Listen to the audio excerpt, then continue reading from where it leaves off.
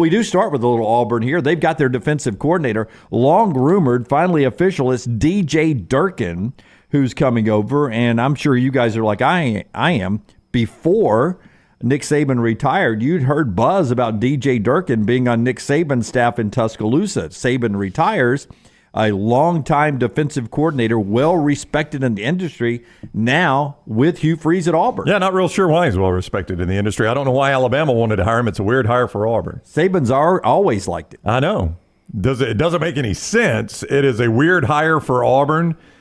And I'm not even talking about the PR, aspect of it with the whole Maryland deal. I'm just saying this guy's numbers don't support the way he's always thought of. I have not figured DJ Durkin out. Like, the dude never has good defenses, but everybody's like, this guy's an excellent defensive coordinator. Yeah, I thought A&M's defense was good this year. It improved. Yeah, it did improve. I mean, it was third in total defense in the SEC, behind only Alabama and Georgia. I think it was tied for fifth with Ole Miss in scoring defense, most important category. But this is a guy that's been a defense coordinator of 4 different stops in the SEC. He knows the territory. He does have head coaching experience. I think the PR is kind of gone. I think he's respected. I don't know how good of a defense coordinator he is, but if Auburn could get up to where A&M's numbers were last year with what Hugh Freeze should be able to do offensively, that would be a major improvement. Yeah, the weirdest year was not 2023 with him, but 2022, where he led the conference in pass defense, was dead last in the conference in rushing defense. Like, you don't normally see that combo. Like, 14 out of 14 against the run. Anybody could run that wanted to run.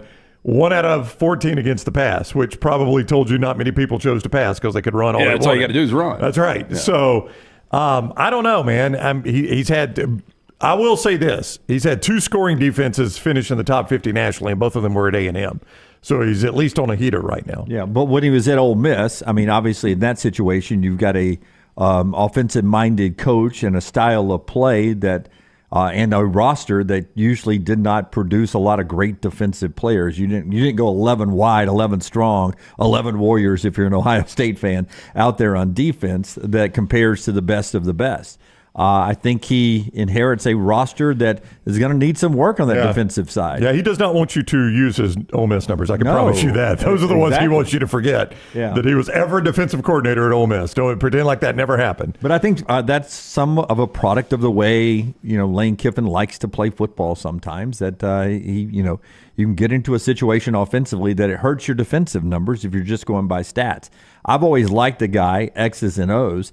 I wanted to get to just grading Hugh Freeze's offseason right now.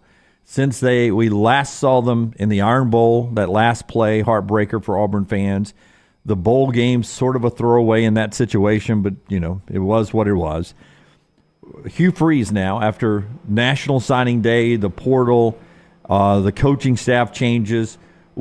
How do you think Hugh Freeze's offseason has gone so far? So Ryan Williams is a massive loss. Well, it was never theirs to lose. If Auburn fans believe they were going to get Ryan Williams.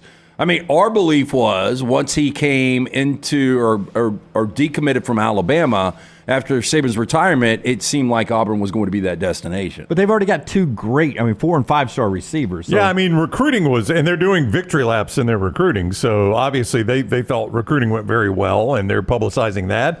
And I do think Hugh Freeze turned that around and got it headed very much in the right direction. Despite the fine print on that graphic.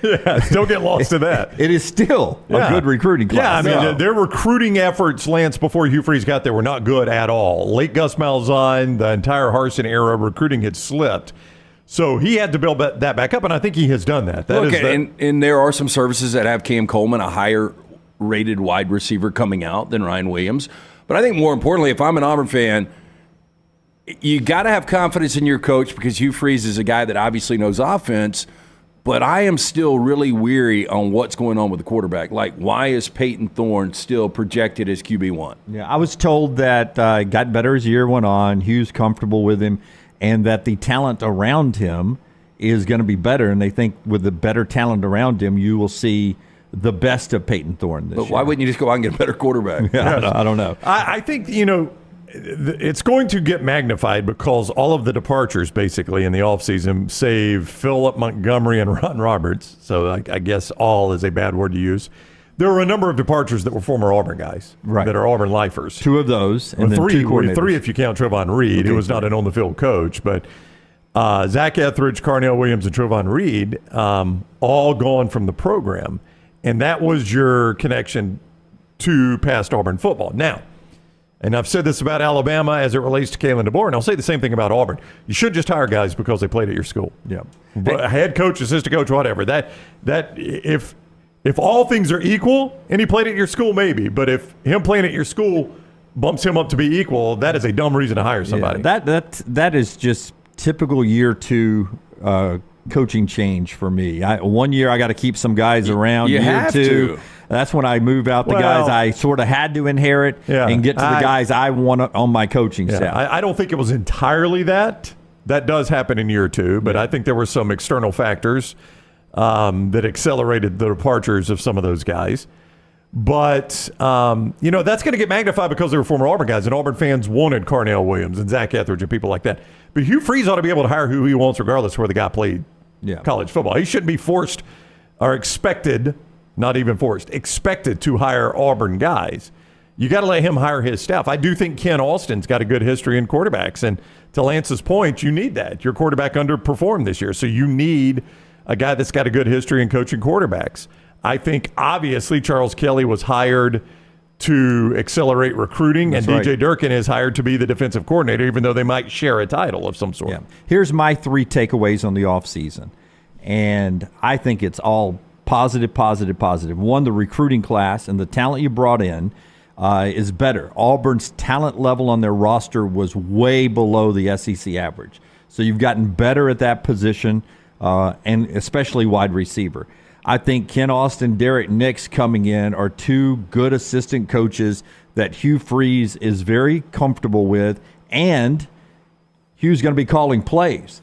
So he's comfortable with those guys helping him handle the offensive game planning, and he's going to be able to call plays. And then I like the DJ Durkin hire. Seasoned veteran guy, good recruiter. I think he's a good X's and O guy. So I like those 3 things for Auburn: the recruiting class, the offensive guys you brought in, and the fact that Hugh's going to be calling plays, and that DJ Durkin is now your defensive coordinator, a guy who you sort of understand what you're getting in the SEC. So all 3 of those things are positive, positive, positive for me this offseason for you. You're higher on Durkin than I am. I am. And that's going to. I'm in the middle between you guys. Yeah, that's going to change, or it's going to be the disconnect on where you and I agree on this being all positive, positive, positive. And Durkin may work out. Again, statistically, he's probably coming off his 2 best years as a defensive coordinator, so I guess you're getting him at his height. But it is hard to match, again, for me, the way the guy is viewed as a defensive coordinator and his historical defenses just don't match up to me. But smart football people have always liked this guy and wanted him around, so for some reason there's a disconnect there. Yeah, I mean, I trust Hugh Freeze. I think this is only the second worst season he's had as a head coach, coming off the 6 and 7. So I would just assume, based on his track record, they are going to be much better this year.